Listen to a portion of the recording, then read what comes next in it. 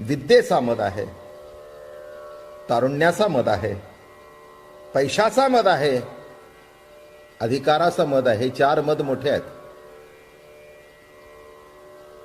तर का कुणाला विद्येचा मद असतो, कुणाला असं वाटतं माझ्यासारखा शिकलेला कोणी नाही. आपल्या घरामध्ये सुद्धा पाहायला मिळतं, वडिलापेक्षा मुलं जास्ती शिकली तर ते वडिलाला दाब देतात. तुम्हाला काय माहितीये, तुम्ही कुठे शाळेत घेतला, पण मूर्खा मीच घातला ना शाळेत तुला. काय पोरं म्हणतात, तुम्हाला काय माहिती आहे, तुम्ही कुठे शाळेत गेला काय. अरे शाळेत गेलो नाही मी, हे मला कळलं, पण तुला शाळेत घालायचं हे मला कळलं म्हणून तू बोलतोयस नाही. तेव्हा एवढं लक्षात घ्या, काही विद्येचा मद आहे आणि तो मद हा मळ आहे बरं का. काही तारुण्याचा मद आहे, तो असतो. एखादी व्यक्ती तरुण असते, ताकद असते, मग त्याला असं वाटतं आता काही नाही आपल्याला कमी, आपण कोणालाही मागे सारू.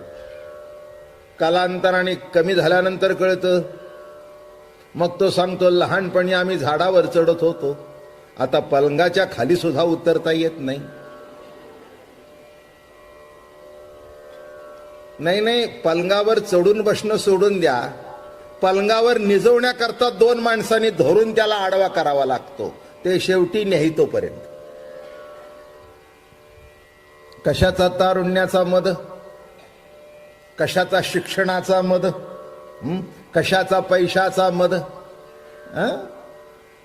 एक लक्षात ठेवा, पैसा ही गरज आहे जरूर, त्याच्याबद्दल काही 2 मतं असण्याचं काही कारण नाही आहे.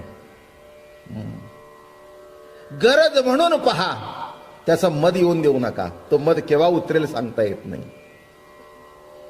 मोठे मोठे पैसेवाले सुद्धा संपले तर तुमच्या आमच्यासारखे काय आहे. म्हणून इथे शब्द जो वापरलाय,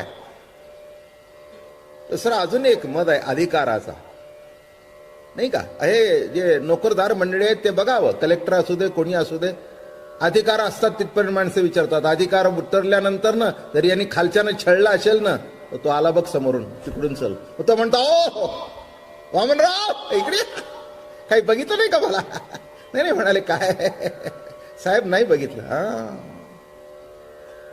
पुन्हा बघण्यासारखा वागला नाहीस तर माणसं कशी बघतील.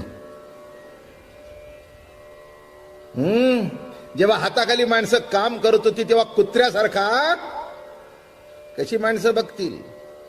तेव्हा अधिकार संपल्यानंतर कोणी कोणाला सलाम सुद्धा करत नाही.